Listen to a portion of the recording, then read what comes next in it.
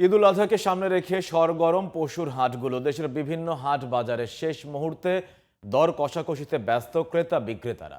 হাটের নিরাপত্তা ও সার্বিক সহযোগিতায় কাজ করছেন আইনশৃঙ্খলা বাহিনীর সদস্যরা। নারায়ণগঞ্জ প্রতিনিধি আশিকুর রহমান হান্নান, ময়মনসিংহ প্রতিনিধি কাজী মোস্তফা ও টাঙ্গাইল প্রতিনিধি মহিউদ্দিন সুমনের রিপোর্টে বিস্তারিত জানাচ্ছেন আব্দুল মালেক। ঈদের দিন যতই ঘনিয়ে আসছে ততই জমে উঠছে নারায়ণগঞ্জের কোরবানির পশুর হাট। চলছে ক্রেতা বিক্রেতার দর কষাকষি। বিক্রেতারা বলছেন অধিকাংশ ক্রেতা এসে খুঁজছেন ছোট গরু। তবে গত বছরের তুলনায় এবছর গরুর দাম চড়া বলে জানান ক্রেতারা। যারা গরু কিনতে আসতেছে তারা দেখা যাচ্ছে দামটা একটু কম বলতেছে, তবে দাম আরো হবে যেহেতু হাতে সময় আছে। ওরাও দেখতেছে ঘুরে ফিরে 59টা গরু আনছি, মোটামুটি পাবলিক দেখতেছে, দাম করছে, ইনশাল্লাহ বেচা কেনা ভালো হবে। আজকে গরু কিনতে আসছিলাম, কয়েকটা গরু দেখছি, গরু অনেক দাম, 2 লাখ 3 লাখ 4 লাখ 5 লাখ করে চাইতেছে, গরুর দাম বেশি। হাটের নিরাপত্তায় প্রয়োজনীয় ব্যবস্থা নেওয়ার কথা জানিয়েছেন সংশ্লিষ্টরা। আমাদের দায়িত্ব মূলত 3টা পর্বে ভাগ করা হয়েছে।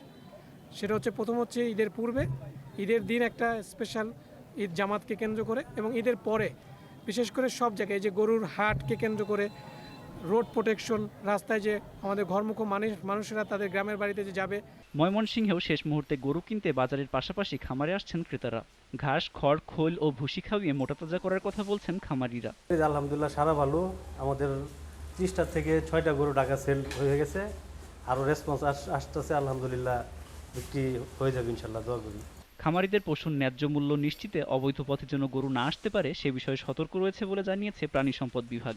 যে আমাদের দেশে পর্যাপ্ত পরিমাণ গবাদি পশু পর্যাপ্ত আছে, আমাদের বাইরে থেকে কোনো গবাদি পশু আমদানি করতে হবে না, এটা সরকারের নীতি নির্ধারণের সিদ্ধান্ত।